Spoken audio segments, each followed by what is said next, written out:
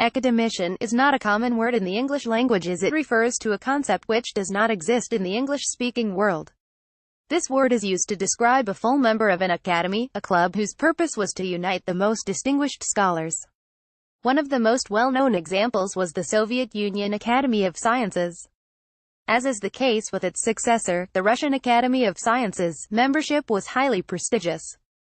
It is not surprising, then, that after the collapse of the USSR, multiple private academies emerged, offering the title of an academician, for a price quite similar to how multiple institutions in English-speaking countries confer unrecognized PhDs. The first of these fake Russian academies to emerge, and the most infamous, was the Russian Academy of Natural Science. Various other institutions, such as the International Academy of Informatization, the Academy of Political Studies, the Russian People's Academy of Science, and many others soon joined the club. All these organizations worked according to a similar scheme. First, they invited good and honorable scholars to their ranks, for free. As the organizations began to look reputable, they opened their doors to everyone, this time, for a price.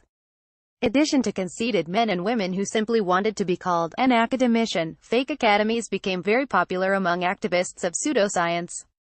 People like Valery Chudanov, a man who claimed that the Etruscan language is actually Russian, Pyotr Garyaev, who claimed that he could talk orally with DNA molecules, and even truly diabolical human beings like Grigory Grabovoy, a crook who promised to resurrect children killed in an infamous terrorist attack for a hefty price, all signed up for various academy memberships.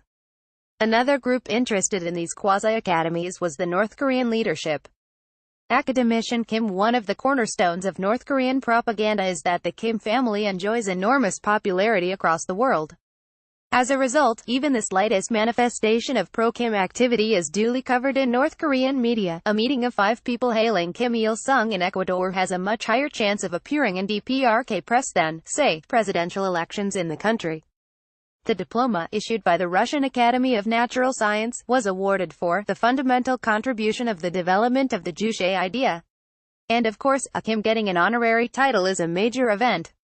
The emergence of fake Russian academies was, then, a true gift for Pyongyang, and after 1995, Kim started to become an academician of various organizations.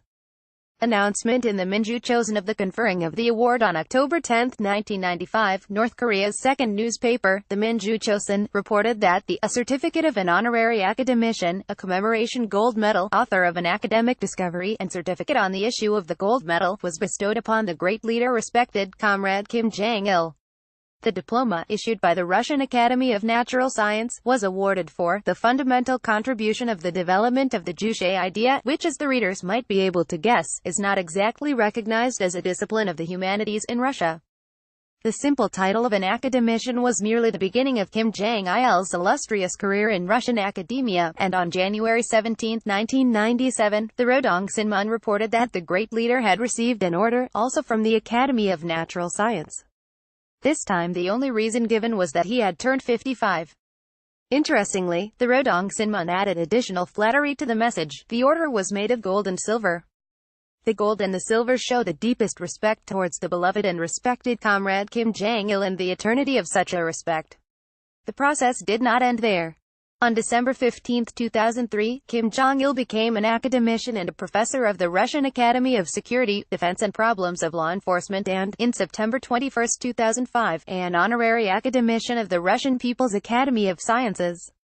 In North Korea, virtually nobody knows what the Russian Academy of Natural Science is. In the late 2000s, the DPRK press seemingly stopped publishing these messages, as if they realized that for Kim Jong-il, being a member of a club of crooks and pseudo-scholars was hardly an honor.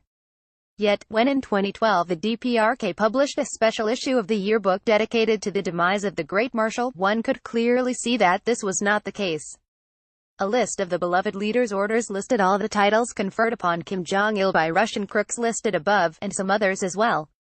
For example, on December 5, 2005, Kim Jong-il became an honorary academician of the International Academy of Art Defenders. On February 16, 2006, an honorary academician of the International Social Academy, and February 2, 2008, an honorary academician of the International Academy of Arts Culture. In all 3 cases, as the yearbook notes, Kim was given the same set of items: an academician's certificate, an order, a mantle, and a hat. Such a coincidence is not surprising. After all, the owner of all three institutions is the same foundation, Defenders of the Art of the Century, which, by the way, is even mentioned in the yearbook. North Koreans grew accustomed to endless praise of Kim. Photo, Kremlin.ru. Of course, at first glance, this all looks absurd, but if you think about it, this strategy is quite rational. Few people outside the DPRK read the yearbook. Its target audience is located inside the country. In North Korea, virtually nobody knows what the Russian Academy of Natural Science is. Reports of another award for the beloved commander were no different from the rest of the flow of unstoppable praise for the leaders which Northerners heard every day, and therefore one can hardly expect anyone to will focus on them specifically, let alone attempt an investigation. Perhaps someone may have been afraid that this would damage Kim Jong-il's reputation in Russia. Those Russians with a tendency to criticize the beloved Generalissimo would point to the famine and concentration camps, some highly questionable titles from some crooks were small fry. Meanwhile, members of Russian Jewish study groups, ignoring all of the above, would have no problem making peace with this news as well.